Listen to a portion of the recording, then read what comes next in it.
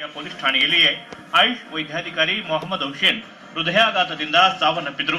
ಅವರ ಸಾವಿಗೆ registrar doctor Thimmappa Shettigar ಅವರ ಒತ್ತಡವೇ ಕಾರಣ ಅಂತ ಭದ್ರಾವತಿ ಠಾಣೆಯಲ್ಲಿ ಎಫ್ಐಆರ್ ದಾಖಲಾಗಿದೆ.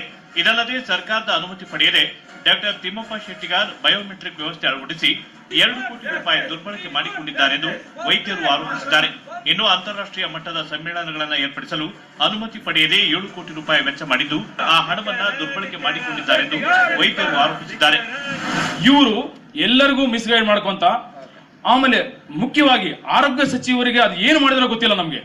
ಯಾಕೆ ಇವ್ರ ಮೇಲೆ ಅವರು ಆಕ್ಷನ್ ತಗೊಂತಿಲ್ಲ ಅಂದ್ರೆ ನಮ್ಗೆ ದೊಡ್ಡ ಪ್ರಶ್ನೆ ಆಗಿಬಿಡುತ್ತೆ. ಬೇಡಿಕೆ ಏನಂದ್ರೆ ಇವ್ರನ್ನ ಮೊದಲನೇದಾಗಿ ವಜಾ ಮಾಡಬೇಕು, ಎರಡನೇದಾಗಿ ಈ ಎಲ್ಲಾ ಭ್ರಷ್ಟಾಚಾರಗಳನ್ನ ಸಿಒಡಿ ತನಿಖೆ ಕೊಡಬೇಕು. ಇದು ನಮ್ಮ ಬೇಡಿಕೆ. ಅದನ್ನ ನಾವು ಖಾದರ್ ಸಾಹೇಬರು ತಮ್ಮ ಮೂಲಕ ಕೇಳ್ಕೊಂತೀವಿ. ಇನ್ನು ಏಪ್ರಿಲ್ 16ರಂದು ಆರೋಗ್ಯ ಮತ್ತು ಕುಟುಂಬ ಕಲ್ಯಾಣ ಇಲಾಖೆ ಆಯುರ್ವೇದ ಯುನಾನಿ ಮಂಡಳಿಯ ರಿಜಿಸ್ಟ್ರಾರ್ ಹುದ್ದೆಗೆ ಡಾಕ್ಟರ್ ಪೂರ್ಣಿಮಾರನ್ನ ನೇಮಕ ಮಾಡಿದೆ. ಆದರೆ ನೇಮಕ ಮಾಡಿರುವ ಕುರಿತು ತಮ್ಮ ಗಮನಕ್ಕೆ ಬಂದಿಲ್ಲ ಅಂತ ತಿಮ್ಮಪ್ಪ ಶೆಟ್ಟಿಗಾರ್ ರಿಜಿಸ್ಟ್ರಾರ್ ಹುದ್ದೆಯಲ್ಲಿ ಮುಂದುವರೆದಿದ್ದಾರೆ. ಇನ್ನು ನಕಲಿ ವೈದ್ಯರ ವಿರುದ್ಧ ಕ್ರಮ ಕೈಗೊಂಡಿದ್ದಕ್ಕೆ ವೈದ್ಯರು ತನ್ನ ವಿರುದ್ಧ ಈ ಆರೋಪ ಮಾಡುತ್ತಿದ್ದಾರೆಂದು ಶೆಟ್ಟಿಗಾರ್ ಪ್ರತ್ಯಾರೋಪ ಮಾಡುತ್ತಿದ್ದಾರೆ.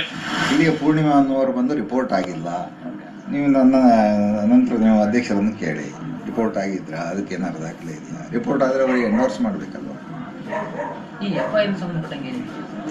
ಎಫ್ಐಆರ್ ಯಾವ ಎಫ್ಐಆರ್ ಬಗ್ಗೆ? ಮೊಹಮ್ಮದ್ ಹುಸೇನ್ ಅವರ ಹೆಂಡತಿ ನಮ್ಮ ಮೇಲೆ ಹಾಕಿರುವಂತ ಎಫ್ಐಆರ್. ನಮಗೆ ಬೋರ್ಡ್ ಆಕ್ಟ್ ಪ್ರಕಾರ ಸೆಕ್ಷನ್ 40ಯಲ್ಲಿ ಇಮ್ಯುನಿಟಿ ಇದೆ, 42. ಇಷ್ಟೆಲ್ಲ ಬೆಳವಣಿಗೆಗಳ ಮಧ್ಯೆ ಸರ್ಕಾರ ಆಯುರ್ವೇದ ಮತ್ತು ಯುನಾನಿ ವೈದ್ಯ ಮಂಡಳಿಗೆ 9 ಮಂದಿ ನೂತನ ಸದಸ್ಯರನ್ನ ನಾಮನಿರ್ದೇಶನ ಮಾಡಲು ಹೊರಟಿರುವ ಮಾತು ಕೇಳಿಬಂದಿದೆ. ಯಾವುದೇ ಸುದ್ದಿಯಲ್ಲಿರದೆ ಸೈಲೆಂಟ್ ಆಗಿದ್ದ ಆಯುರ್ವೇದ ಮತ್ತು ಯುನಾನಿ ಮಂಡಳಿ ಇದೀಗ ವಿವಾದಕ್ಕೆ ಈಡಾಗಿದ್ದು ಸಚಿವ ಯುಟಿ ಖಾದರ್ ಮಧ್ಯೆ ಪ್ರವೇಶಿಸಿ ಸಮಸ್ಯೆ ಬಗೆಹರಿಸಬೇಕಿದೆ.